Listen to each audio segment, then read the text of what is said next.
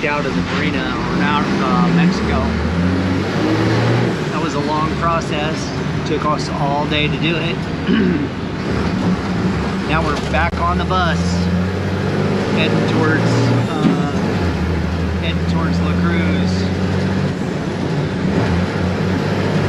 and we're gonna go provision. Once we're done provisioning, we're out of here, off to Nuku Hiva. All right, here we are, guys. This is it, departure day. How you feeling about this, Dan? Feeling good. Feeling ready. We're ready. We're ready to go. We've got light winds coming out of probably, looks like, the northeast. We're gonna go ahead and motor out to Puddle, and next stop is San Benedicto Islands. Yeah, San Benedicto. And I'm just about ready to pull the anchor, so let me get busy doing that. Anchor's up. We are underway. What are we doing over the ground? 5.6, 5.7 knots. We've caught it just beautifully. We're going to be on a heading of 200. What's our heading supposed to be? 249. 249. What are we doing now? Now we're doing about 210. We're doing 210? Yeah. Because it looks to me about like 170. Right. Oh, there it is. Yeah, sorry. I saw a light shine there. I didn't see it. Yeah, there we are.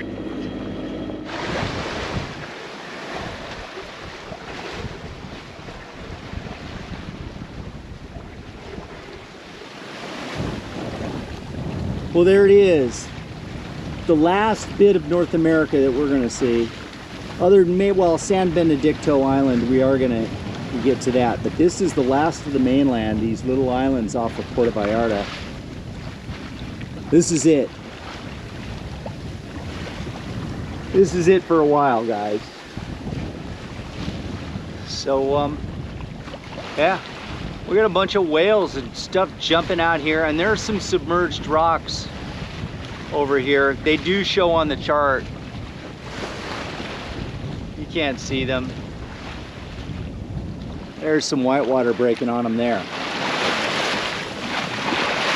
I don't know if you can see them way out there or not. Yeah. Some foul ground. We're sailing. We're doing 5.8 knots, 5.9 knots over the ground now. What's over the ground through the water? I mean, well, water. It depends on the current and the tides and everything else, but usually they're the same. Usually, unless I've got an outgoing tide or something. It's Monday morning. We're stuck in the office. Having a hell of a time. My job just sucks bad. You know? Your morning commute was pretty bad today. I had 2 cups of coffee. I was a little stressed coming into work this morning, but I don't know. It seems to be on autopilot now. Yeah. Things are better. Yeah, things are good. Things are better. Just like every other person stuck in the grind. Yeah. It's our job. That's what we got to do. The rat race. Yeah. Don't you wish we had picked better? Oh, don't rub it in, man. You kind of have to. You want to have friends, right? No, I don't. Not back there, I don't. Yeah. I'm good. Those are people I send postcards to now. Yeah. Well, we got a fishing line out. We're dragging a fishing line. It's kind of close, but, you know, we'll see what happens. You know, catch up those red tide. You know, just filter feeders. That's all you got to worry about. Yeah. So you don't want to eat shrimp or nothing. Right. Yeah, we have a little bit of red tide. It's pretty heavy up here. Yeah, there's been red tide around quite a bit. So, yeah. You know what comes to mind? I don't have that feeling, oh, I hate Mondays. Yeah. It's the worst day of the week. Well, I lose track of what day it is. Yeah, but they're all good. They're all good, yeah. All right, well, I'm gonna go ahead and start the wind vane. I'm running on the electric autopilot right now, but it looks like we've got the boat balanced perfectly. So I'm going to go ahead and put the wind vane on and see how that works. I mean, once you got things going good, you know, it's time to screw around with it. So I'm gonna screw around with it. That's gonna wear off over next month. Yeah, that'll wear off. All right, hasta luego.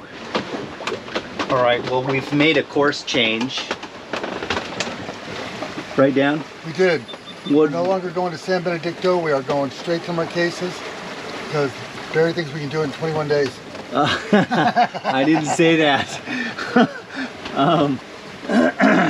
No, the real reason why we're going, why we've changed and we're headed for the equator, 000 north at 128 degrees west. The reason that we've changed is, as was predicted by one of the guys on the Chubasco net, Steve, K70FG, he says, I don't think the wind is too good for going to San Benedicto. And I said, I looked at windy, I think it's okay. And it was okay. It was great for the first half of the day, but it shifted and it turned north much more so than I had thought it was going to. And although I think maybe we could have pinched up there, in fact I know we could have pinched up there, it was uncomfortable. And it's not our primary destination. It was like, oh, if it's on the way, or not too far out of the way, and comfortable to get to, we'll go. Well, it no longer was comfortable to get to. It was not. We were heeling hard. We were losing speed. Yeah, we're heeling over really hard and we're slowing down. Now we're riding comfortable, doing 6 knots. Yeah, we're doing 6 and 6.5 at times, riding comfortably. So, yeah, the destination is the equator now. How many days did it say that at this speed? 11 days. 11 days? 11 days to the equator. We're only 50 some miles off the coast of Puerto Vallarta. I don't believe we will make it in 11 days. Well, it bounced between 11 and 14. Yeah, between 11 and 14. I don't think we're, that's just way too far out to predict what's going to happen. If we do it in 11 days, that's more than halfway there.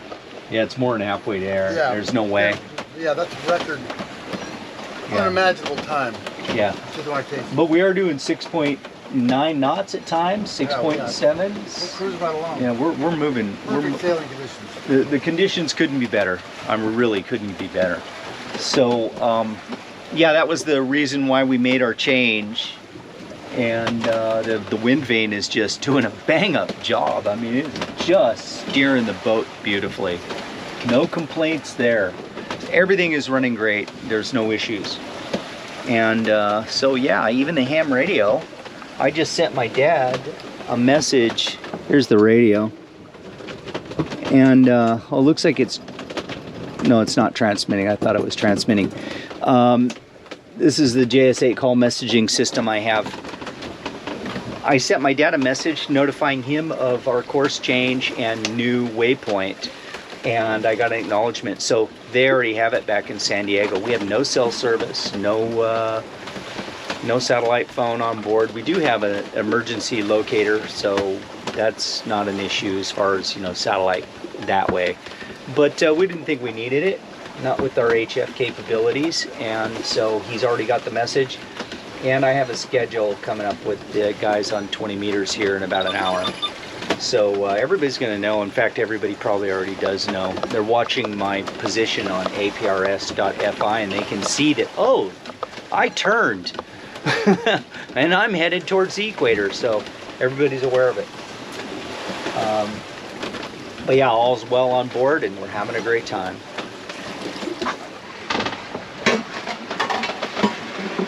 This is the beginning of day 2. There's the sunrise. Beautiful day today. Cape Horn wind vane steered perfectly all night long.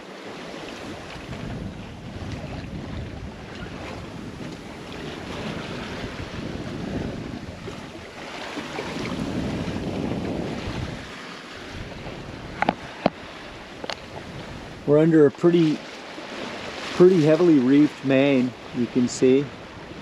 We even reefed our head sail.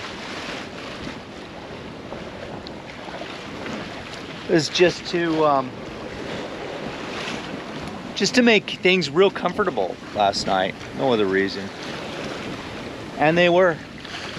And we're still doing right now about 5.5 knots through the water, which is over 100-mile days. I think we've got like 130 miles in today. In our 24 hours, we'll have a little more than 130 miles for day one. So that's not bad.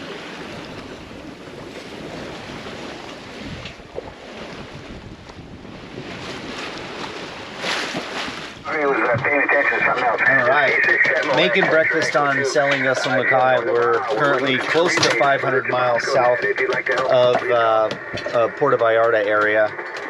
And the air temperature has warmed up significantly. We've got that nice, comfortable tropical situation. Got the Chubasco net going on the radio. These guys are booming in out here. Great signals. And yeah, the weather is just beautiful. Water temperature is 80 degrees in the ocean. We've got a following sea, winds coming from their stern. The Cape Horn wind vane is steering. Life is really good. We're rolling every now and then, but it's not so bad. And yeah, we're making way towards the Marquesas. The weather's supposed to go light though, so we'll see what happens. We've got a couple of fishing lines out. We did get hit on the hand line by something monstrous because it bent the hook. Big old steel hook, and it just bent it. So something is out there with a really sore face. And then we also got a Rapala on a line. So we're hoping to get some fish. Anyway, I'm cooking my breakfast. Something simple today. Today's cereal today, so I'm just making some oatmeal. And I might scramble an egg or something to go with it. So that's it. Yeah. We'll go ahead and show you the sea state here in a minute, but I'm going to eat my breakfast first. We at November Gulf, Dragoon, Arizona for the Chubasco net. We're listening for weather questions. Anyone have a question on India Gulf Zulu's weather? Come now. Okay, this is I wanted to show you the band conditions here on 40 meters at sea. It is amazingly quiet. I mean, it's like a 2-meter radio. It's like FM 2 meters. It's insane. I'm hearing stations which aren't registering on the S meter at all, and they're loud and clear. It's okay, Jeff, look at this. Thank you for checking in, and you have a good day. WA6 Victor Echoes here. We're doing weather calls. Alpha Papa Lima. Mike, over. Yeah, you'd think something's wrong with the radio. You'd think the antenna's broken or something. It's not. It's working just fine. So, yeah, the being out here on the ocean away from any kind of noise sources or anything, it's just mind-blowingly quiet. Lots of fun. The radio's a lot of fun to play with out here for that reason. The downside is you hear people that can't possibly even hear you. These guys are saying that I'm light and barely readable. Well, they're also very light. S1 or not even registering on the S meter. And I'm hearing them loud and clear. So I thought I'd just go ahead and share that. Okay, it's we're running the generator right now because the skies are really overcast and we want to make water, and we're really not generating any water or power at the moment. So that's kind of what's going on here. I just made some bananas.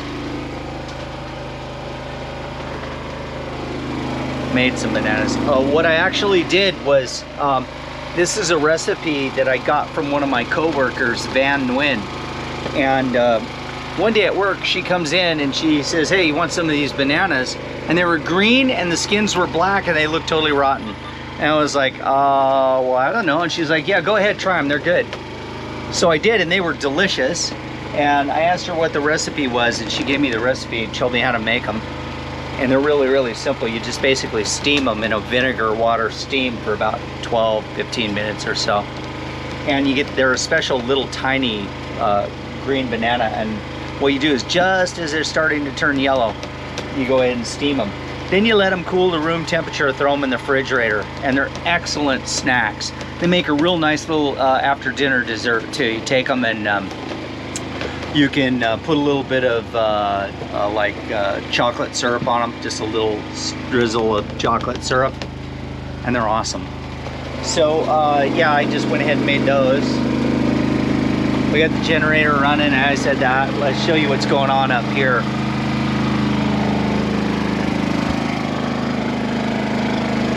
All right. So we've got a pulled out jib right now. We're running pretty much dead downwind. It's the mainsail is full. We're not going real fast. Earlier we had 18 knots of wind. If anybody was wondering, this is what it looks like 600 miles offshore. All you see is ocean, ocean everywhere. And there's Dan, crew par excellence. And he's been staying up top and just kind of minding the ship for me while I was downstairs getting a shower and cooking and working in the galley and that kind of stuff. I know I'm not supposed to be out here, but Dan's watching me. So yeah, this is kind of what's going on. I've got the stay sail there. I've got to furl up. I just took that down not too long ago, and we got to get that done. But yeah, we're pulled out, running downwind. Maybe we could adjust the sails a little bit to get rid of the roll, but almost anything you do, it's pretty tough. But I think we're doing okay. It's comfortable, right? Yeah, we're good. It's not bad. Not bad at all. So where are we headed now? We are heading to a waypoint that's like 116 and 112, so that we can cross the ITCZ. Yeah, 12 degrees north and at about 116 degrees west. And then what we'll do is we'll once we get there, we'll run across that 12-degree line heading dead west. The reason we don't want to cross any farther than that is the intertropical convergence zone right now is really, really thick. And as soon as we cross 12 degrees, we'll hit doldrums and we'll just come to a screeching halt or move very, very slowly. So the plan is to continue southwest. We're making a little more westing than we were. Continue southwest, hit that line, and then skedaddle dead west until we find a good crossing point. We will go all the way up to almost 135, which is miles and miles and miles. So we've got a number of days. But every minute we head west is a minute we're not heading south. So we decided to split the difference. And I think we're gonna be okay. Been okay so far. Been okay so far. So far, so good. So far, so good. Of course, I never leave the cockpit without my harness and tether, but you know, it's not my boat, so I can't really say nothing. I have total confidence in my crew to come and pick up my foolish, dumb, you know what, should I fall over. But the conditions are very light and calm. I feel completely okay. Sitting right here, hanging on with my feet pushed against the bulwarks. So yeah, I'm gonna head back now and go inside and take care of stuff in the galley. Oh, I'm gonna start the water maker and start running that. So ciao for now.